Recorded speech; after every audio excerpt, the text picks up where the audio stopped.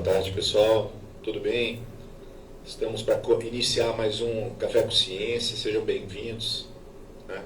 Lembrando aí que nós vamos ter a palestra hoje do professor Leandro Coca. Um prazer tê-lo aqui, professor Leandro, né? E também daqui a 2 semanas nós vamos estar finalizando as atividades desse semestre com o professor Fernando Pellegrini, que vai estar falando do legado de César Lattes. Então, você que tem um currículo Lattes, quer descobrir por que chama currículo Lattes? É uma grande oportunidade. Então não perca aí daqui a 2 semanas o professor Fernando Pellegrino falando a respeito desse pesquisador, desse professor conhecido aí na área de física dos partículas. Bom, hoje a gente tem o prazer de ter um colega do nosso instituto, jovem pesquisador, né, o Dr. Leandro Coca. Ele fez a graduação, mestrado e doutorado no Instituto de Física da USP de São Carlos, né? Ele fez um pós-doutorado na Embrapa, na USP, né? Durante o tempo que ele estava também na USP São Paulo, fazendo um pós-doutorado, ele teve uma bolsa da US Army. Estava perguntando se ele estava fazendo alguma coisa para os americanos. Ele falou, não sei de nada. Foi só por um tempo, depois ele pegou a bolsa, eu acho que do CNPq mesmo, né? Ou da FAPESP, desculpa, foi da FAPESP, né? Ele é o atual líder do grupo de fotônica do Instituto de Física da UFG, né? Entrou aqui só em 2023, então, e mesmo em 2023 já vem produzindo muito bem. Ao total tem 43 artigos publicados, que é um jovem pesquisador, mas em 2023 publicou 10 artigos, 2024 8 artigos, 2025 já tem 3 lá, deve ter outros que ele não colocou ainda no currículo, né? Então está vindo com a produção muito forte. Recentemente ele ganhou a bolsa de CNPq, de pesquisador de CNPq, então foi agraciado com uma bolsa. Já tem 606 citações, fator H igual a 14. Né? Ele tem 3 ICs em andamento, um mestrando também em andamento. Né? Esse jovem pesquisador está trabalhando bastante. A experiência dele é em espectroscopia óptica, linear e não linear. Estou sabendo aqui que o Z-Scan dá para ser montado. Quem é que está o aluno lá, não sei responsável. A gente está louco para também estar interagindo com o Leandro aí, para estar vendo um pouquinho de Z-Scan, termo de fusão e etc. O foco dele é sondas fluorescentes, fotossensibilizadores para PDT e PDI, sensores ópticos, entre outras coisas. Então, professor Leandro, é um prazer tê-lo aqui. Essa aqui é a sua casa e espero vê-lo aqui várias vezes aqui no Café com Ciência, divulgando aí as pesquisas que você vai estar liderando.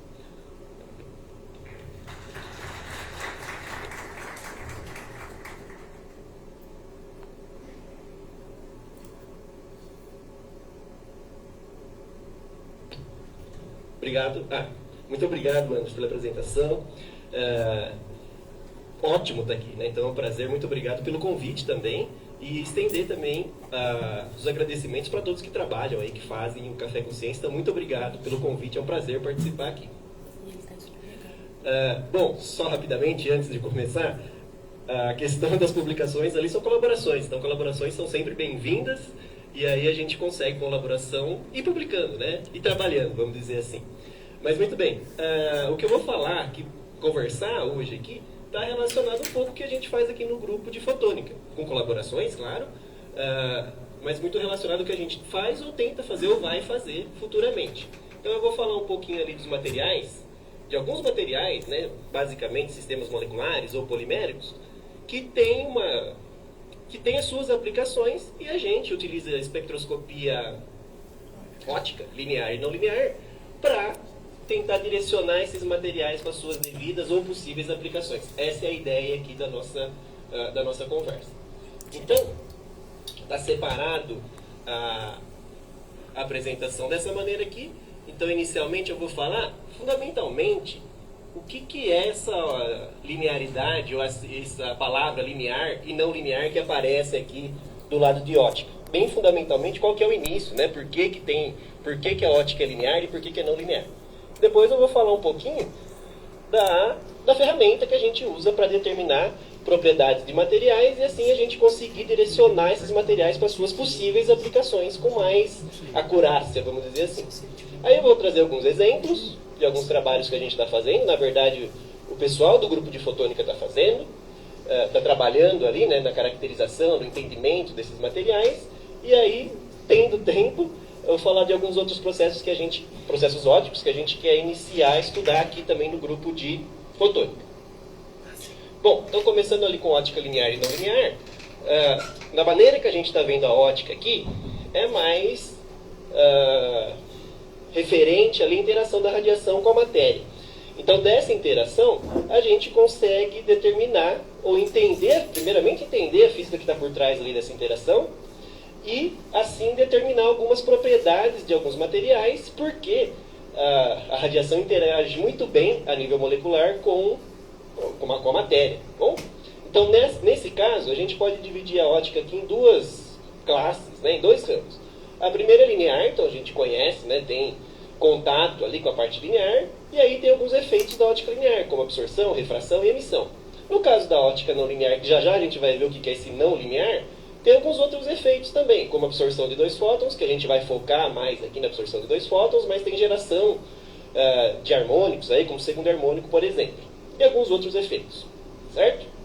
Muito bem, então vamos falar o que é, da onde vem essa ótica, né? O que é essa ótica linear. Tá? Então vamos imaginar o seguinte, a gente tem ali uma fonte de luz, vamos imaginar um laser contínuo, e aí ele tem um perfil espacial definido, só para ficar mais fácil para a gente calcular a intensidade desse perfil espacial. Bom? Então, por exemplo, né, um laser desse daqui, né, geralmente tem ali a potência de 20 watts, se a gente pegar esse laser e focalizar ele numa região focal, no raio ali de 20 micrômetros, a gente consegue intensidades da ordem, né, de 10 a 10 watts por metro quadrado, mais ou menos, ou aproximadamente. E aí, né, a gente sabe a relação entre intensidade e amplitude do campo, né, intensidade é proporcional ao campo ao quadrado, a gente consegue, então, determinar esse campo, né, o campo elétrico do laser ali, né, da sua fonte de luz, que é da ordem de 10 a sexta volt por metro. Se a gente comparar esse campo da sua fonte de luz com o campo interatômico, né, calculado aqui, ó, a gente vê que o campo do laser, o campo elétrico do laser é muito menor do que o campo interatômico. Bom? Então, nesse caso, a polarização induzida no meio é escrita linearmente com esse campo. Bom? E é daí que vem a parte, ou a palavra ótica linear. Né? A polarização é linear com o campo. E o que é interessante aqui é que tem alguns modelos que a gente gosta de trabalhar que descrevem essa interação, né, entre o feixe, a luz, e a matéria. Um dos modelos é o modelo do oscilador harmônico. Então vamos imaginar o seguinte, né? Você tem lá o seu material, tem a nuvem eletrônica do material, você incide uma luz nele, né? Então vai ter uma força elétrica ali que é a carga vezes o campo, que informalmente falando vai chacoalhar ali essa nuvem de uma maneira harmônica. Então isso aqui se aproxima, ou pode ser aproximado ali por um oscilador massa-mola que a gente vê na graduação, né? Então, nesse caso, a gente consegue escrever a equação do movimento para esse sistema, a gente consegue determinar o deslocamento, do deslocamento a gente consegue determinar o dipolo oscilante, desse dipolo oscilante, sabendo o número de dipolos oscilantes ali por volume, a gente consegue obter a polarização. E aí a gente sabe que a polarização é linear com o campo, então a gente consegue obter informações sobre o que é a suscetibilidade elétrica do material. Então, no final das contas, o que a gente quer buscar ou ter informações sobre é sobre esse que aqui. Tá? Bom, a gente consegue relacionar também esse aqui com o índice de refração complexo, dessa maneira aqui. E aí, separando a parte real e a imaginária, a gente tem a parte real, o índice de refração, tá? E a parte imaginária está relacionada com a absorção. Então, desse modelo oscilador harmônico, a gente consegue determinar ali, no caso, né, o índice de refração, a dispersão do índice de refração, que está aqui, e o espectro ali de absorção ou do coeficiente de absorção em função do comprimento de onda ou da frequência. Tudo bem? Então, essa é a ótica linear que a gente fala ali, né? A parte linear é a polarização indo ou variando linearmente com o campo. Muito bem. Agora vamos imaginar outro caso. Agora a gente tem um laser pulsado, pode ser pulsos ali de pico-segundo, feito no segundo. Ele tem um perfil determinado também, né, um perfil espacial determinado. Nesse caso a gente consegue intensidades de 10 a 15 watts por metro quadrado. Novamente, se a gente determinar o campo elétrico ali dessa fonte de luz, agora a gente tem campos elétricos da ordem de 10 a 9 volt por metro. novamente comparando com o campo elétrico, ainda é menor, mas agora vai se aproximando, né? O campo aqui da sua fonte, o seu laser pulsado, vai se aproximando ali do campo interatômico. Então, nesse caso, a gente não tem mais que a polarização varia ou depende linearmente com o campo. A gente não pode mais descrever dessa forma, tá? Mas ainda tem um modelo para a gente descrever esse tipo de interação, que é o modelo não harmônico, né? Do oscilador não harmônico. Agora a gente adiciona aqui um termo que vai falar da parte não harmônica. Pelo método da perturbação a gente resolve isso daqui, tá? Da mesma forma ali que foi feito 2 slides atrás. E aí a gente consegue escrever agora a polarização dessa maneira, né? Numa expansão de potências do campo elétrico. Onde agora cada um desses termos são capazes de gerar efeitos, né? Então no caso aqui do termo da primeira ordem, a gente tem ótica linear ainda. Tem absorção, tem emissão, refração, né? Da mesma forma que a gente viu. No caso da segunda ordem, aí vão ter os efeitos de segunda ordem, como geração de segundo harmônico, soma e diferença de frequência. De terceira ordem, tem alguns outros efeitos, dentre eles a absorção de 2 fótons, que é o que a gente vai focar aqui, certo? Muito bem, mas o que é essa absorção de 2 fótons, né? Que a gente está falando, para que serve, para que não serve, né? Então, só para dar um contexto rapidamente, a absorção de 2 fótons foi prevista lá na década de 30 pela segunda mulher ganhadora do Prêmio Nobel de Física, né? Maria Goeppert Meyer. Então, ela ganhou, só um adendo aqui, ela não ganhou o Prêmio Nobel pela absorção de 2 fótons, ganhou o Prêmio Nobel por outros trabalhos ali, tá? Mas estava uma previsão na tese de doutorado dela. Como que pode ser vista, né, essa absorção de 2 fótons? Então está aqui, ó, entre aspas ali, né, ó, 2 fótons são simultaneamente absorvidos do mesmo ato quântico, transicionando a molécula para um nível de energia correspondente à energia de 2 fótons.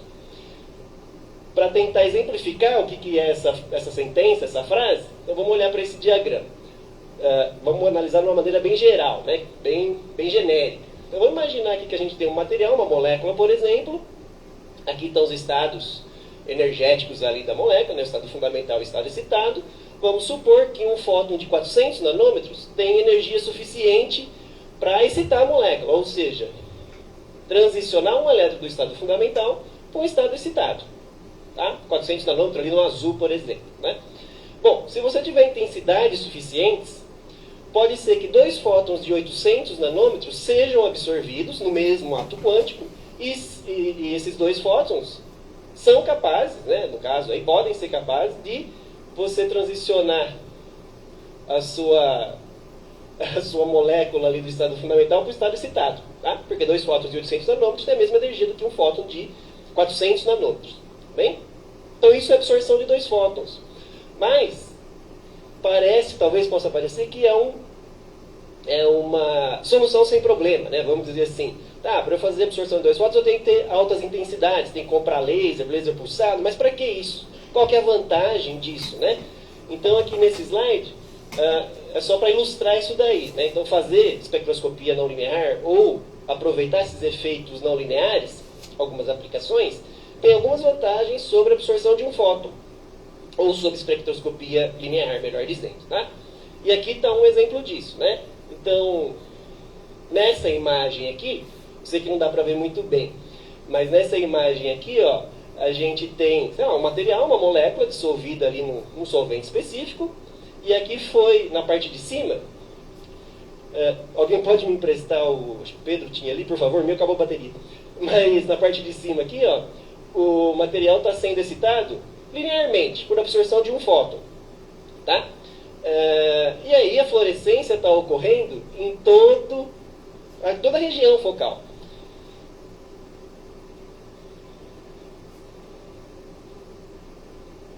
Obrigado, viu? Acabou a pilha.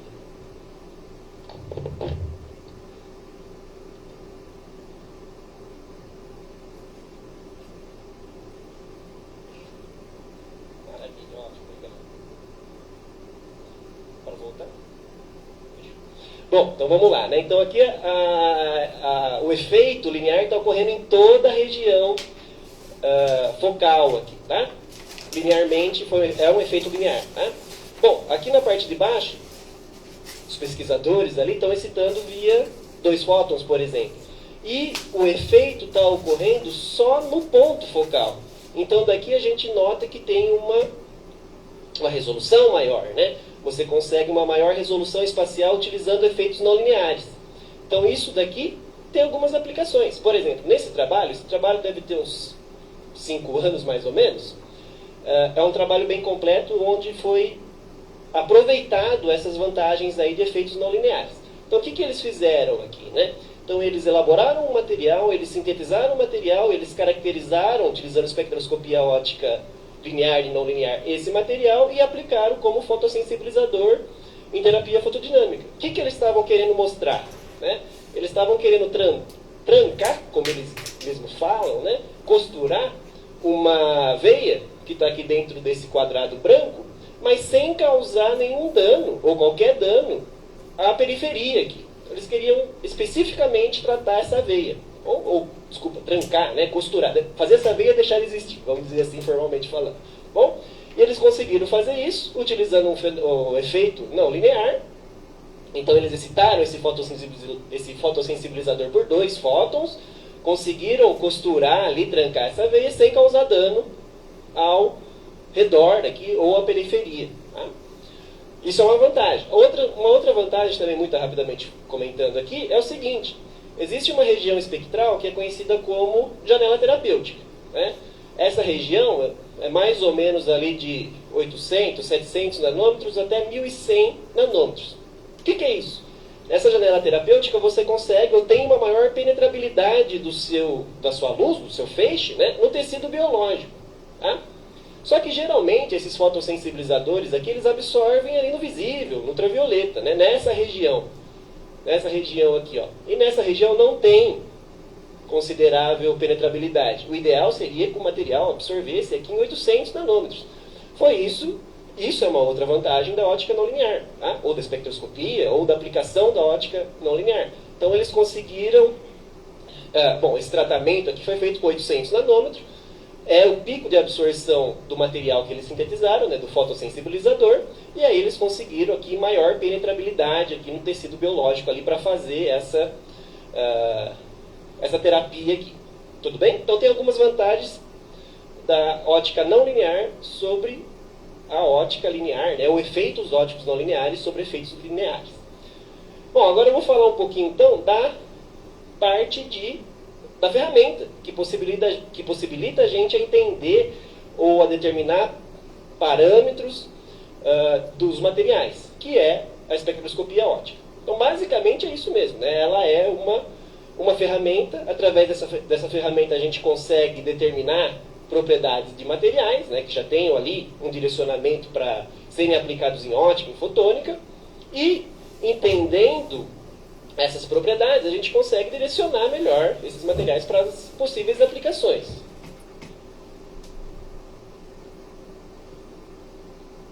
Muito bem. E essas aplicações são várias, né? São, por exemplo, agora a gente acabou de ver uma, que é a mais relacionada à saúde, energia, imageamento celular, inclusive na própria benefício dessas ferramentas aí, né? Você pode utilizar o material para tornar melhor uma ferramenta de espectroscopia.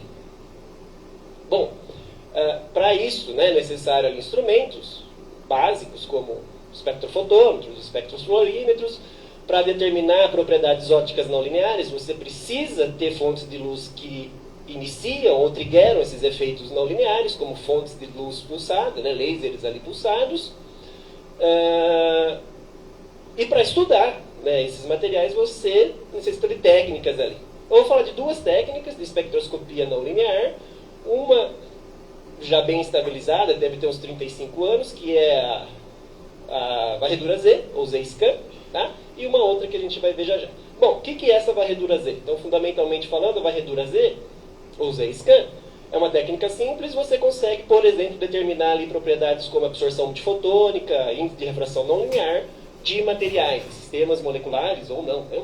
Então, o que ela consiste? Você tem uma fonte de luz com intensidade suficiente para iniciar um processo óptico não linear, e basicamente o que você precisa fazer é transladar um material em torno de uma região previamente focalizada, e você vai coletando a transmitância desse material. Né? Tendo essa transmitância, para cada posição da sua região focal, você adquire um gráfico, né? Uma curva parecida com essa, que o pessoal chama de assinatura Z. Tá? Você consegue fitar essa assinatura Z com o modelinho teórico que está aqui. Se for 2 fótons que você está determinando, você consegue determinar por esse fitting, esse beta. O beta é o coeficiente não linear, coeficiente de absorção não linear, e ele está relacionado com a seção de choque de absorção dessa maneira, onde a seção de choque fala, te diz, né, traz essa informação de qual que é a probabilidade ou qual é a capacidade do material absorver 2 fótons. E fazendo isso para vários comprimentos de onda, né, ou para comprimentos de ondas distintos, né, você consegue uma resolução espectral. Então você consegue determinar o espectro ali do seu efeito, da sua propriedade não linear, no caso aqui a seção de choque de absorção de 2 fótons. Uma outra técnica, aí tem uma discussão se é referente à ótica não linear ou não, a espectroscopia ótica linear ou não, eu não vou entrar nessa discussão, mas é uma técnica muito interessante, que é a técnica de excitação e prova, né, o pumping probe. Basicamente é o seguinte, você tem 2 feixes agora. Um feixe vai ser o pump, que vai ser utilizado para você excitar o material. E o outro feixe vai ser o probe, né, a prova. Então, basicamente, o que você faz é, o seu pump excita o material, você consegue ter um controle do delay temporal entre o pump e a prova. Depois que o pump excitou, aconteceu ali toda a dinâmica de absorção, emissão, você pode ir provando ou ir avaliando essa dinâmica com o seu feixe de prova. Fundamentalmente, você consegue ali, né, então determinar, por exemplo, absorção de estado excitado, branqueamento do estado fundamental e até mesmo a emissão estimulada, né, que região espectral que estão ocorrendo esses efeitos aqui. Tá? Muito bem. Então, visto ali ótica linear, não linear, espectroscopia ótica, vamos dar um exemplo, né? Vamos comentar alguns materiais que a gente está tentando trabalhar aqui no grupo de fotônica com algumas colaborações. Então, basicamente o que a gente quer é estudar os materiais com aplicação ótico-fotônica, entender a relação entre estrutura molecular e as propriedades. Né? Então, se você tem uma estrutura determinada, tem certa propriedade. Se você alterar um pouco essa estrutura, você pode ter outra propriedade. Então, você consegue ir modulando as propriedades de acordo com a sua estrutura molecular. E aí, né, através dessas determinações ou desse entendimento, você consegue ali colaborar com a síntese e elaboração de novos materiais e até mesmo as suas aplicações. Bom, então no grupo de fotônica, o pessoal, os alunos, né, a Karine, o David e o Diogo estão trabalhando com uma classe de materiais que são os fluorenos. A ideia é investigar o que é a estrutura mais linear, qual que é a diferença das propriedades ópticas, melhor dizendo, entre estrutura mais linear e uma estrutura mais ramificada. Né, a Karine e o Diogo estão investigando isso daqui. O David está investigando esses 2 copolímeros aqui, né, que são derivados de benzotiazol.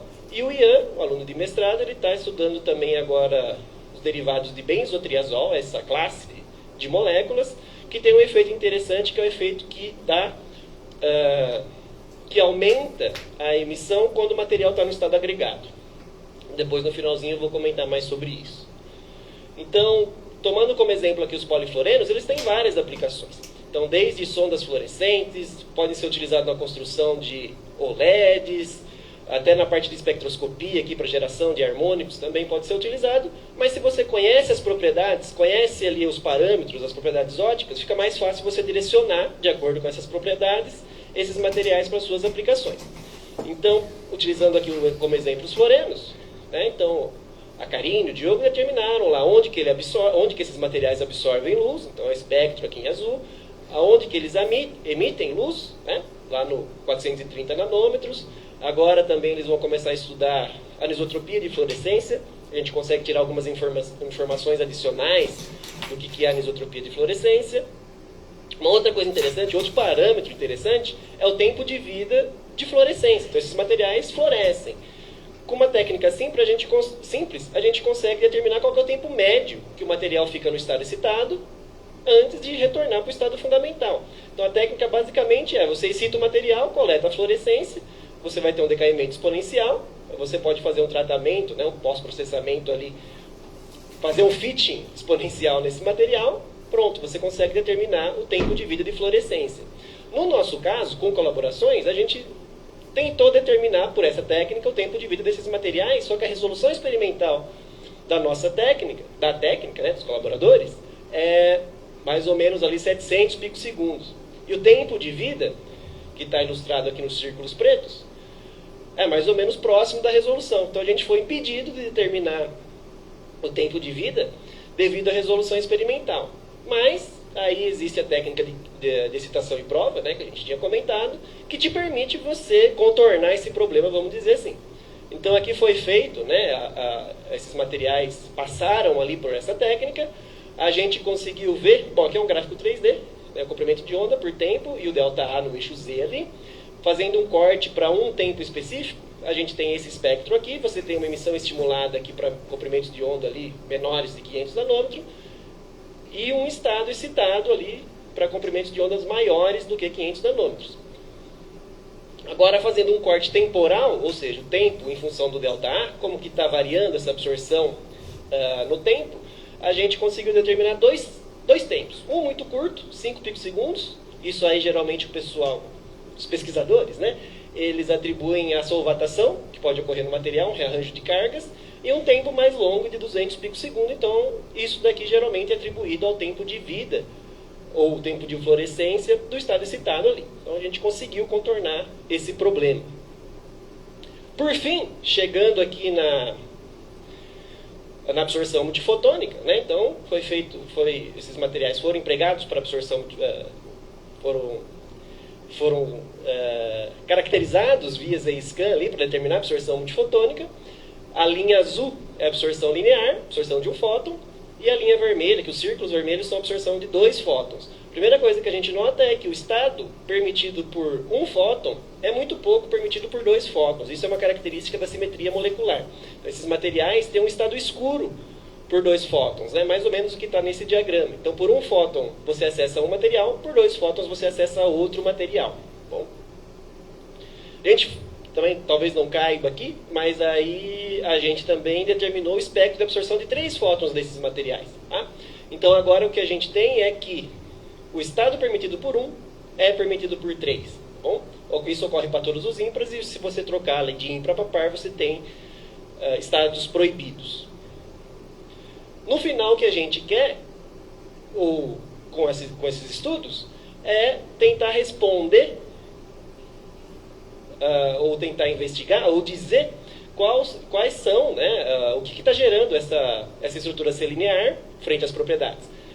E essa aqui ser mais ramificada. Então, com todas as propriedades que a gente determinou, a gente consegue falar, o melhor está entre aspas, né, porque talvez não exista resultado melhor ou pior, desde que o resultado esteja certo, é que esse material aqui, essa estrutura, tem melhores, muito entre aspas, propriedades ali, parâmetros, do que a linear. Tá? E agora sim, para finalizar, esse foi o intuito do professor Andres, né, para falar do artigo que tinha saído agora no começo do ano, mas talvez linke muito bem tudo que a gente está conversando aqui.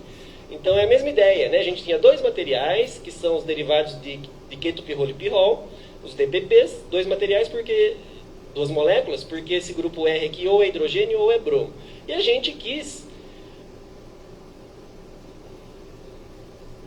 tentar aplicar eles como sondas fluorescentes, porque eles são conhecidos por emitirem luz, né? Florescerem bem. Né? Tem vários na literatura, né? Muitos artigos comentando ali sobre sondas fluorescentes.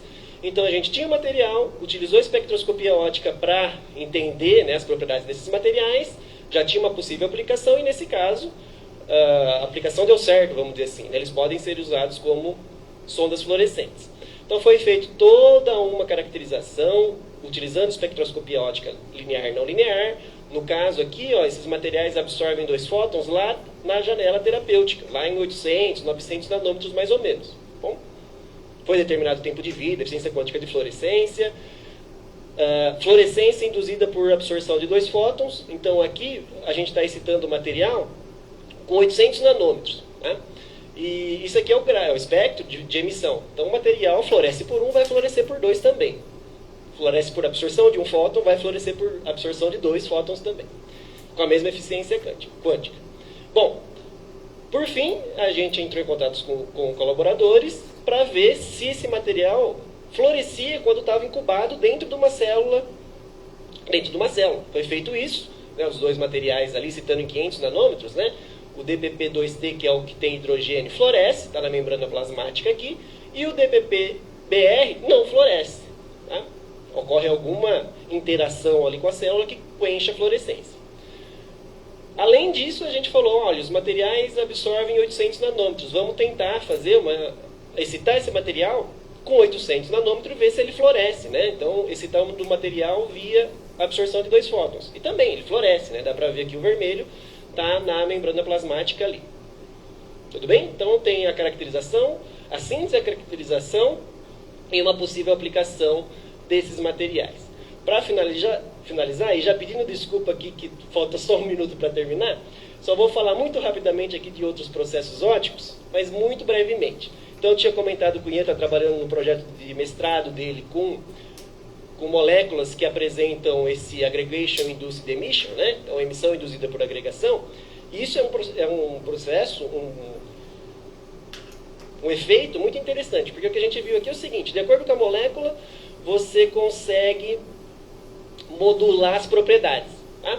Aqui, e acho que nessa figura aqui ilustra muito bem, nesses balões aqui, a gente tem a mesma molécula na mesma concentração. Então você consegue aumentar, por exemplo, a fluorescência sem alterar, entre aspas, alterar, depois tem alguns casos ali que a gente pode conversar, mas sem alterar a estrutura da molécula, porque é a mesma molécula. Tá? Mas como que é feita essa agregação? Né? Então essa agregação essa agregação molecular é feita você misturando, utilizando 2 solventes, um rico e um pobre. Conforme você vai aumentando a proporção do solvente pobre, o material agrega, e nesse estado de agregação ele floresce. Um outro efeito também que a gente está tentando começar a estudar aqui também é o laser aleatório. Né? Então, diferente de um laser convencional, você consegue amplificação de luz ali num laser aleatório devido ao múltiplo espalhamento aleatório da luz enquanto ela está ali embebida, vamos dizer assim, né? Ou passando, viajando, atravessando uma solução, pode ser uma solução, que tem centros espalhadores. A gente submeteu agora um artigo e a gente está utilizando aqui fibras eletrofiadas como centros espalhadores. Então elas estão dopadas aqui com rodamina, que age como meio de ganho, e você consegue ali ver essa ação laser ali nesses materiais randômicos, né? Esses materiais que têm essas estruturas, ou que permitem o espalhamento da luz. Bom, para finalizar então, o que a gente faz, ou está tentando fazer, ou fazendo, né, é o seguinte, você tem os materiais que eles têm algumas aplicações, ou possíveis aplicações como, ou melhor dizendo, em ótica e fotônica. Você utilizar a ferramenta da espectroscopia óptica para determinar as propriedades desses materiais, e não só isso, né, estudar a física que está por trás da interação da luz com a matéria, né, você consegue ir determinando ali vários parâmetros, e de acordo com esses parâmetros, essas propriedades, você consegue indicar ou até mesmo aplicar esses materiais. Tá? Então essa é a ideia da aplicação, ou melhor dizendo, né, dos materiais fotônicos ali, a caracterização e a aplicação. Por fim, né, agradecer a todo mundo, Estudo de Física, o FG, o Grupo de Fotônica, as colaborações, os alunos ali do Grupo de Fotônica do trabalho, continuem trabalhando, né, ótimo isso, e novamente, né, professor Nantes, pelo convite, muito obrigado, e estender também o agradecimento a todos que ajudam, fazem ali o Café com Ciência, é um prazer estar aqui. Por fim, muito obrigado pela atenção e pela paciência.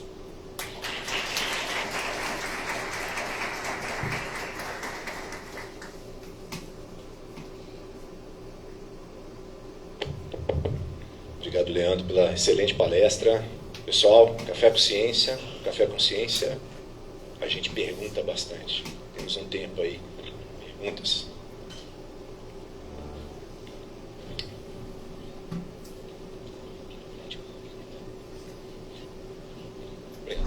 Obrigado, Leandro. Excelente palestra, muito didática. Bom, mais uma vez, pergunta de quem não é da área, né? Só um pouquinho só, mas não tanto assim. tudo que você falou aí, eu entendo que você está usando uma teoria semiclássica para descrever, no sentido de que as propriedades quânticas da luz não entram em jogo, só a parte estatística dela mesmo, né? Então, beleza, eu entendi o que você disse. Existe uma comunidade que estuda efeitos quânticos em material biológico, processos biológicos como fotossíntese e outras coisas. Existe possibilidade de efeitos quânticos entrarem em jogo aqui, nesse tipo de processo que você descreveu? O quântico mesmo da luz, né? Ótima pergunta, Lucas. Na verdade é o seguinte, né? Aqui eu coloquei um modelo ali mais clássico mesmo, massa-mola, só para a gente ter ideia ali do que a gente consegue com um modelinho teoricamente simples ali, você explicar ou entender o que está acontecendo da interação da luz, da radiação com a matéria. No final das contas, a absorção de 2 fótons, um fóton é um processo quântico. Então você consegue ali, eu devo ter, deixa eu ver se eu... Isso, tem um semiclássico. Isso, não é necessário. Aqui, por exemplo, eu mesmo nunca fiz, né? Então, com a teoria ali semiclássica, você pega ali o material, põe ali que ele tem é quântico e a onda como clássica. Você resolve lá a equação de Schrödinger independente do tempo, usa a teoria de perturbação, você chega ali, por exemplo, na seção de choque de absorção de 2 fótons. Né? Então, é mais ou menos isso. Né? Então, você pode usar esse modelo semiclássico sem problema nenhum para descrever essa interação. Nesse caso aqui, é isso que é feito, é isso que a Marie Goeppert-Mey lá fez.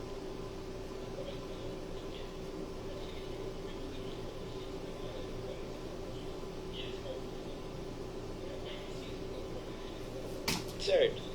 E ela aumenta muito quando você leva em conta a coerência da luz. Essa é uma das hipóteses para então a natureza leva em conta isso para poder ser esse transporte. Era nesse sentido. Então a minha pergunta se isso tem influência, pode ter influência na Terra, esteja pensando nisso. Não, que eu conheço, bom, deve ter, mas o que eu conheço aqui, nessa parte mais de espectroscopia, Lucas, é suficiente para você entender, descrever a questão ali do modelo semiclássico. Você consegue descrever bem esse modelo. Inclusive, deixa eu mostrar aqui rapidinho, só voltar 2 slides. É que eu não falei todos, mas, por exemplo, esse fitting, né, essa linha vermelha aqui, os círculos são a parte experimental. O fitting vermelho vem da teoria semiclássica. Então, você resolve ali com a equação de Schrödinger e tal, e aí casa muito bem, né? Então, você consegue descrever o que você está vendo experimentalmente com essa teoria semiclássica.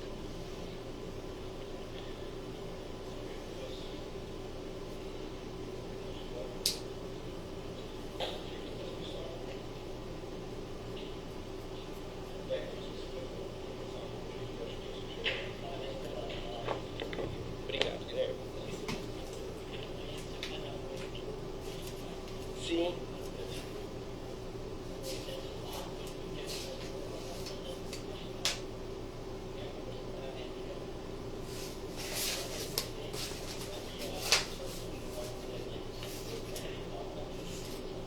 Sim, perfeito.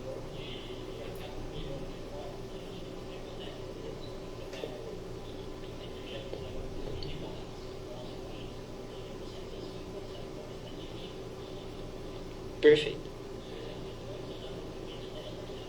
Terceira ordem. Sim.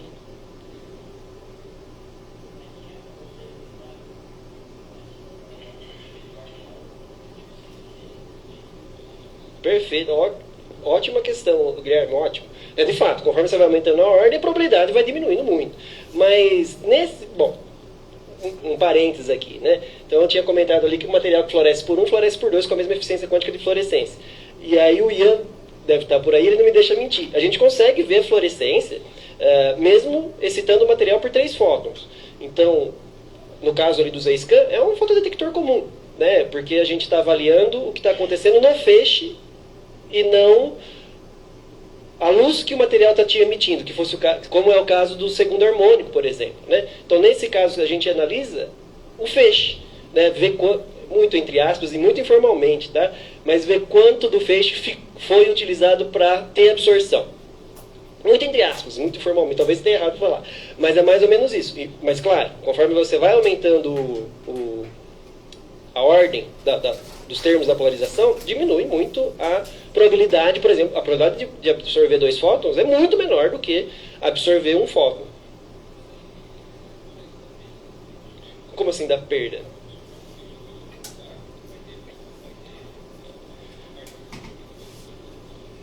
Sim.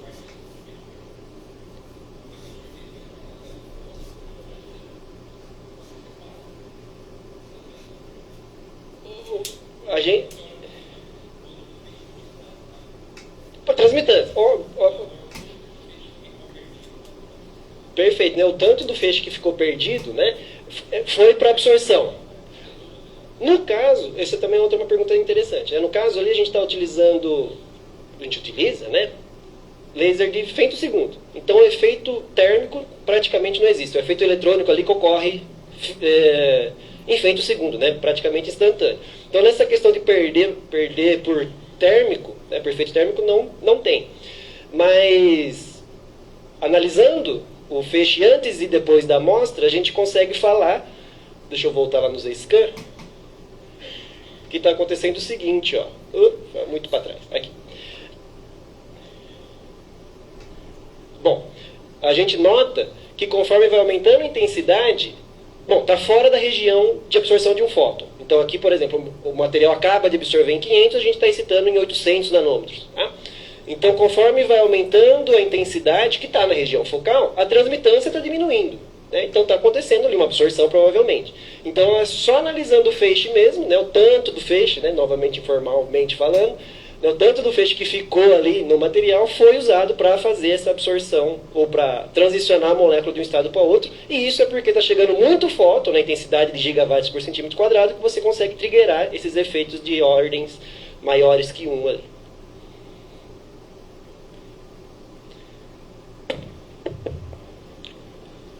Legal. Perguntas?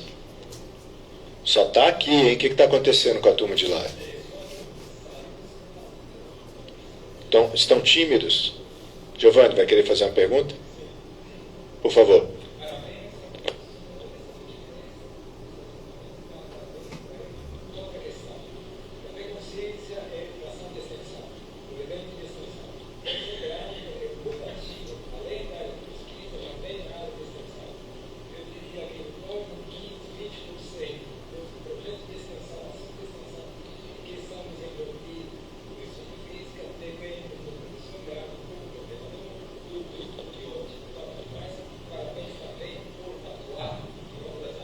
Obrigado.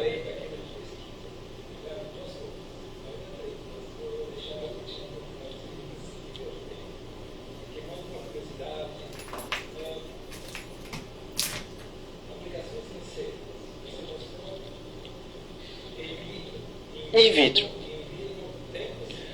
Ai, essa é...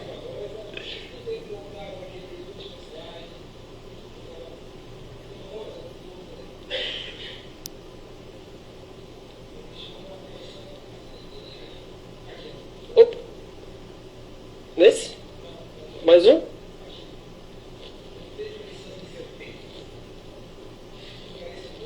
Muito. Bom, deixa eu ver se eu consigo responder todas sem perguntar ou precisar ser relembrado. Primeiro de tudo, Giovanni, muito obrigado. Mas assim, eu passo ali o agradecimento para o Chapter. São eles que fazem, a Ana está ali, tem a Isabelle, a Claire, não sei se estão por aí não, mas lógico, eu fico ali como coordenador, né, ou tentando motivá-los a fazerem as coisas. Então, pessoal ali que está de parabéns no final das contas. Mas muito obrigado, claro. Bom, com a questão da incerteza, né? Se eu já não pulei nenhuma pergunta. Aqui a incerteza ou o erro ali experimental vem do fato que você precisa conhecer tempo do pulso, potência que você está incidindo, tem um erro ali no próprio motor de passo que que translada a sua amostra, né? Então tudo isso aqui é levado em consideração para dar o que gera essa incerteza, né? Ou esse erro experimental. Mas mesmo assim, não atinge ali talvez 15%, né, do valor, que é muito bom. Né? Você tem um erro ali dentro, tem um erro dentro de 15%, com todas essas variáveis, tempo do pulso, potência, translado, né? Então é muito bom, eu acredito. Tá? E aí tinha mais uma, Giovanni, eu acho que eu esqueci. Em vivo, perfeito, essa que eu esqueci. Essa é uma pergunta do revisor. Né? Nesse artigo do DPP aqui, ele perguntava muito bem, está feito in vitro, tudo certinho, mas e em vivo? Em vivo a gente não fez. Né? A gente só fez in vitro, mas eu acredito... Bom, eu não tenho experiência para falar o que eu acredito ou não. Essa que é a verdade, então eu vou tentar fugir mais ou menos disso. Né? Mas a ideia foi mostrar que numa célula in vitro, o material poderia ser usado como sonda fluorescente e ser triggerado por um ou por dois focos. Foi mais ou menos essa a ideia. É lógico, a gente, com colaborações, é possível fazer em vivo também. É possível testar ou fazer experimentos em vivo, sem problema nenhum. Obrigado, Giovanni. Isso aí é um gancho para mim, então. Mas aí, no caso em vivo, seria interessante, porque você vai ter a fluorescência que vai estar lá no verde, né? Você vai citando em 800, você vai acabar tendo a fluorescência em verde. E essa fluorescência não consegue sair do corpo, porque ela está sendo absorvida pelas proteínas. Né? Então, na verdade, a aplicação em vivo talvez fosse interessante é fazer um PDT localizado, é isso? O que você pensa? Você pode comentar um pouquinho qual a aplicação em vivo efetiva? Porque imagem mesmo você não tiraria. Né? Não, tá certo. Isso é uma questão que eu também não tinha pensado, mas é verdade, né? Tem ali outros moléculas ali que vão absorver essa luz, de fato. Esse material, ele tem, esse DPP, ele absorve ali no final do 500 até os 650, né? Sai, né? Já é reabsorvido ali. Então tem esse problema ali. O ideal seria ter, então, né, materiais que fluorescem, emitem mais para a região do vermelho, que aí você consegue aproveitar e pegar mais esse sinal. Né? Mas é isso. Essa questão, professor Andres, da terapia fotodinâmica, que o senhor comentou, tem alguns materiais que são mais aptos a ser fotossensibilizadores do que outros. Então, nesse daqui, por exemplo, né, o professor Pablo trabalha muito com as porfirinas, com fitalucianinas, com róis. Esse daqui, talvez a estrutura dele, deixa eu voltar na estrutura, talvez a estrutura dele não favoreça ou não é favorável a ser fotossensibilizador, porque tem toda uma questão de acoplamento espinho-órbita para gerar oxigênio singleto, desculpa. Aqui, talvez o acoplamento espinho-órbita não seja tão considerável ali para você utilizar como fotossensibilizador. Nesse caso, a terapia fotodinâmica como fotossensibilizador, nesse tipo 1, né, que é chamado ali, que gera esse oxigênio reativo. Tem alguns outros tipos, mas pelo que a gente viu, mais ou menos, essas moléculas são mais utilizadas mesmo como sondas fluorescentes do que como fotossensibilizador. Legal. Aproveitando o gancho também, você tem muito interesse por moléculas fluorescentes. Eu imagino que talvez você esteja começando alguma colaboração com o pessoal do Instituto de Química. Você tem alguma coisa lá? Você podia fazer algum comentário a respeito de como é que está essa linha, essa possível colaboração no futuro? Sim. Tem algumas moléculas, o pessoal aqui do lado, nossos vizinhos, né, com a professora Sumbal. Eu sei que ela esteve aqui no Café Consciência. Ela sintetiza, ela trabalha com isso, né, com a elaboração, síntese de materiais, e, na verdade, deixa eu me corrigir aqui, não é uma colaboração minha, é uma colaboração do professor Luiz Abegão, ele nos deixou faz pouco tempo, e aí a gente está continuando ali fazendo alguma coisa, né, com o pessoal aqui da Química. Fora isso, tem o pessoal da UEG também, que trabalham ali com essa parte de síntese, e a gente está trabalhando, o David estava trabalhando semana passada com derivados de cumarina, também fluorescem muito, bom, são fluorescentes, a gente não determinou ainda para falar se é muito ou não terminou a eficiência quântica de fluorescência, mas eles estavam trabalhando lá determinando onde que absorve, espectro de absorção, onde que emitem, a gente estava tentando empregar esses materiais para sensores ópticos, então a gente estava analisando, até a gente precisa analisar com calma, quando ele está em contato com etanol, some uma banda de absorção. Tá? Então é um sensor colorimétrico ali que você consegue ver mudando a cor no balão volumétrico. A gente precisa seguir o método científico, né? Ver se tem reprodutibilidade, para ver se esses materiais podem ser utilizados como sensor óptico. Mas tem algumas colaborações ali. Esses materiais, esse aqui é do Paraná, uma colaboração da professora Paula Cristina. Os polímeros que o Diogo, que a Karine estão investigando, é do Rio de Janeiro. Então tem algumas colaborações com o pessoal, mais na parte de síntese de materiais. Pessoal, perguntas? Por favor, Ana. Se você puder falar um pouquinho alto, a gente agradece.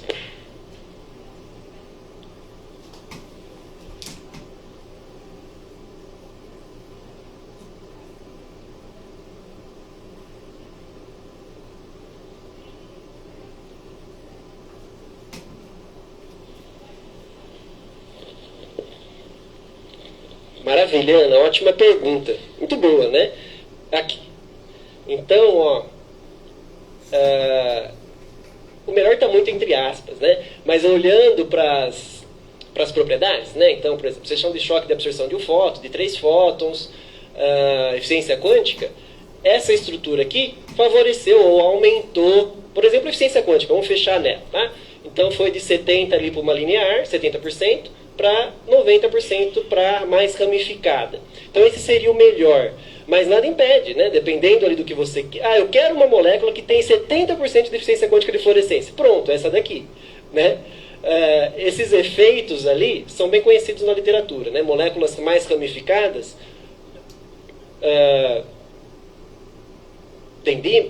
dendrímeros, por exemplo, elas favorecem ali o aumento da eficiência quântica de fluorescência. Fora isso, a seção de choque de absorção de 2 fótons, ou de 3, ou de 1 fóton, é aumentada em moléculas que têm mais braços, entre aspas, tá? Isso é conhecido, tem um efeito, tem 2 efeitos, né? Cumulativo e aditivo. Então, nessas moléculas lineares, você tem efeitos mais aditivos. E nessas mais ramificadas, cumulativos. Então, não é simplesmente a soma de cada parte ou de cada pedaço aqui da molécula, né? Vai cumulando e aí você tem um aumento dessas propriedades. Bom? Perguntas? A turma de hiperpolarizabilidade está aí quietinho. Perguntas, pessoal? Essa turma daqui não vai perguntar nada? Entenderam tudinho? Podemos passar uma provinha aí. Guilherme.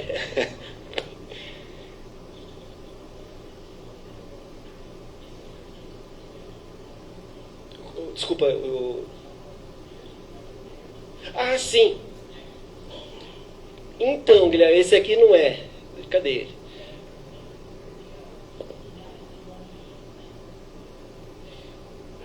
Sim.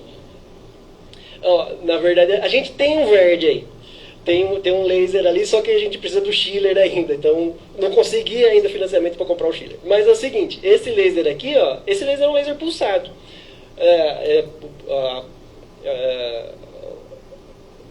O pulso é gerado por efeito óptico, ali, efeito Kerr. Ele é bombeado, aqui não dá para ver por aqui, né? Talvez na outra imagem dá para ver melhor. Mas é um bombeado por um verde. É bombeado ali por 532 nanômetros ali, se eu não me engano, 8 watts de potência. É contínuo, né? Mas a própria forma da cavidade, com o efeito que está sendo gerado aqui no titânio safira, faz o pulso ser femtosegundo. Esse pulso. Depois ele passa, né? Depois tem outro laser ali do lado, na parte de cima, que aí é a parte de amplificação do femtosegundo.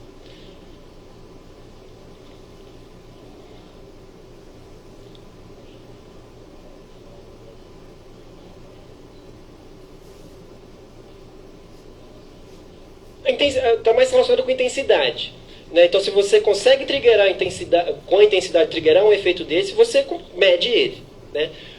Na resolução temporal, ótima questão, o Guilherme. Na resolução temporal, aí ela é interessante para essa técnica aqui, né? Dependendo do seu tempo do pulso, você tem maior ou menor resolução para verificar o que está acontecendo aqui, essa dinâmica que está acontecendo ali após a absorção. Então, nesse caso aqui do pumping probe, seria mais interessante. Aqui nem precisa de intensidade, na verdade, né? Muita intensidade. Mas você consegue ali, com o tempo do pulso, ter maior resolução ali nos seus efeitos que podem estar ocorrendo. Perguntas? Enquanto o pessoal está pensando aí, Leandro, quais técnicas você já conseguiu montar aqui no Instituto de Física? Quais técnicas que você está mais próximo de finalizar e quais que você almeja incluir aí no futuro aí? Ótimo. A gente está bem fraco nessa parte de montar a técnica ainda. A gente tem espectrofotômetro, a gente consegue medir fluorescência, né, dependendo das nossas fontes de luz. A gente está montando uma técnica ali de difração cônica, para ver ali difração por processos térmicos. O Ian, aluno do mestrado, está montando agora no Z-Scan. A Karine, a aluna de iniciação, né, se tudo der certo, né, na próxima iniciação, ela vai tentar montar uma técnica que é para produzir essas fibras, né? Então, essas fibras aqui que a gente estudou, laser aleatório, foram produzidas via eletrofiação.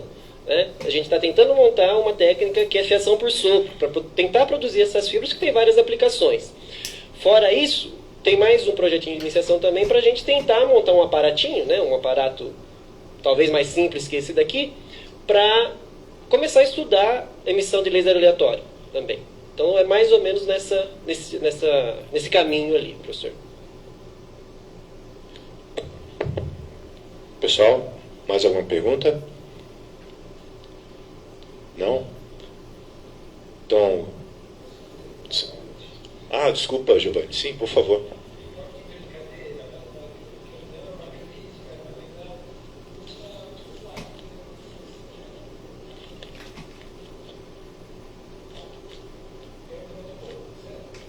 Pode ser um protocolo, sim.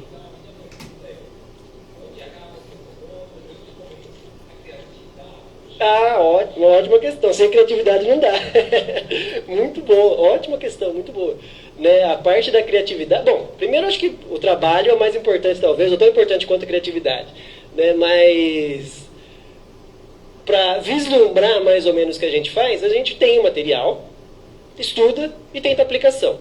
Fora isso, vem de você entender o que está acontecendo com o material. Então aí pode ser a criatividade, pode entrar a criatividade nessa interação da luz com a matéria. Né? Então você, beleza, estou irradiando o material, estou excitando o material. O que está acontecendo aqui? Né? O que pode ser feito? O que eu posso montar ou elaborar para eu medir esse efeito, para ter informação? Então é mais nesse sentido talvez, professor.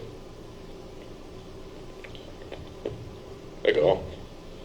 Bom, eu imagino que agora foi a última e, na verdade, você viu que o Café com Ciência vai fundo, né? Estamos quase em cima aí para terminar.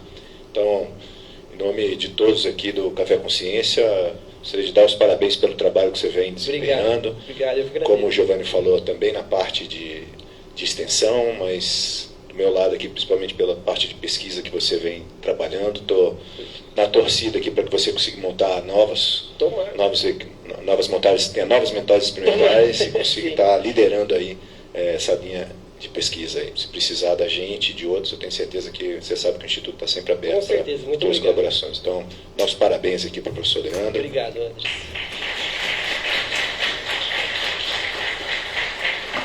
Obrigado, Anderson, pelo convite. Obrigado pela atenção, pelas perguntas e pela paciência. Muito obrigado.